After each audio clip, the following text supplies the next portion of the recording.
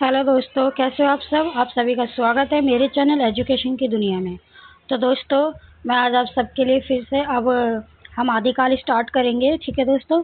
तो दोस्तों, जो भी मेरे चैनल पर नया है तो प्लीज़ मेरे चैनल को सब्सक्राइब करें, लाइक करें और प्लीज़ मुझे मोटिवेट करें, जिससे कि मैं ज़्यादा से अच्छी वीडियो बना के लेकर आऊँ।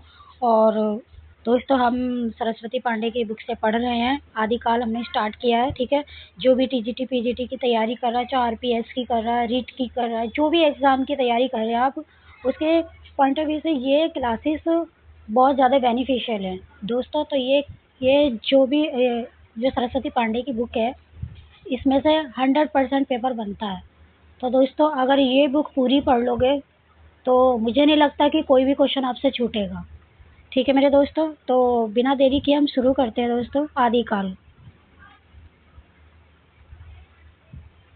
तो दोस्तों, आदिकाल आचार्य रामचंद्र शुक्ल द्वारा वर्णित आदिकाल के संदर्भ में प्रमुख कथन। तो इन्होंने क्या क्या प्रमुख कथन दिए हैं आचार्य रामचंद्र शुक्ल जी ने, वो हम पढ़ेंगे।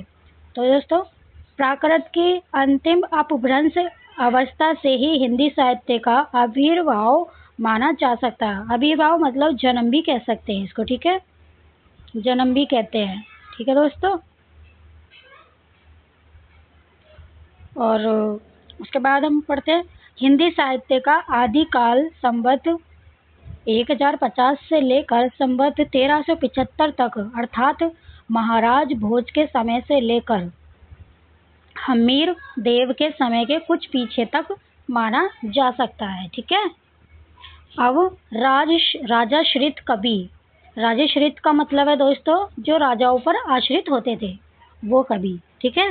राजाश्रित और कवि और चारण जिस प्रकार नीति श्रृंगार आदि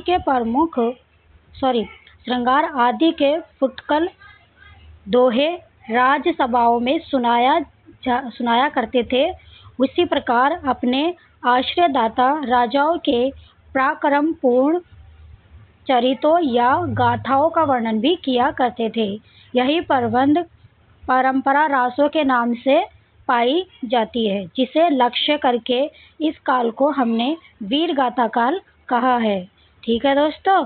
तो वीर गाथा काल किसने कहा है? आचार्य रामचंद्र शुक्ल जी ने। किस चीज को? आदिकाल को। ठीक है दोस्तों, आगे बढ़ते हैं।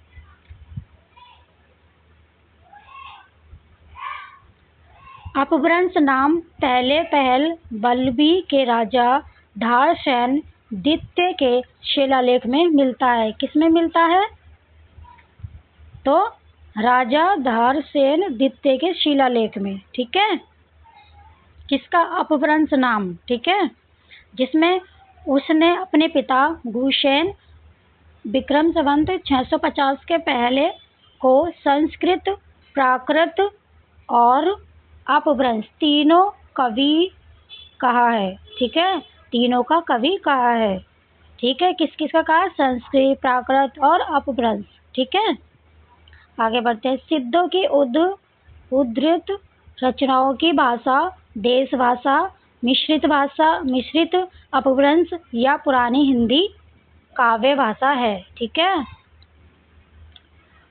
पुरानी हिंदी की व्यापक काव्य भाषा का ढांचा शोरसेनी प्रसूत अपभ्रंश अर्थात ब्रज और खड़ी बोली पश्चिमी हिंदी का था। ठीक है। आध्यात्मिक रंग के चश्मे आजकल बहुत सस्ते हो गए हैं।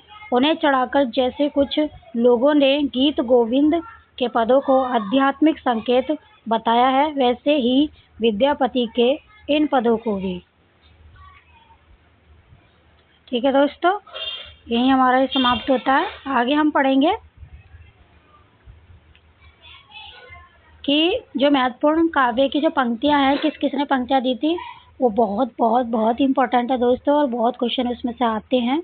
तो बिना देरी के हम कल ये वीडियो लेकर आऊँगी मैं आप सभी के लिए। आप इस सबको ध्यान से पढ़िएगा, ध्यान से समझिएगा। ठीक है। और उम्मीद करती हूँ कि आप सबको मेरी क्लास अच्छी लगी होगी। बहुत ही कम समय में मैंने आपको समझाने की कोशिश की है, और ज़्यादा लंबी वीडियो में इसलिए नहीं लाती क्योंकि मन नहीं करता। ठीक है। मिलते हैं अगले वीडियो में।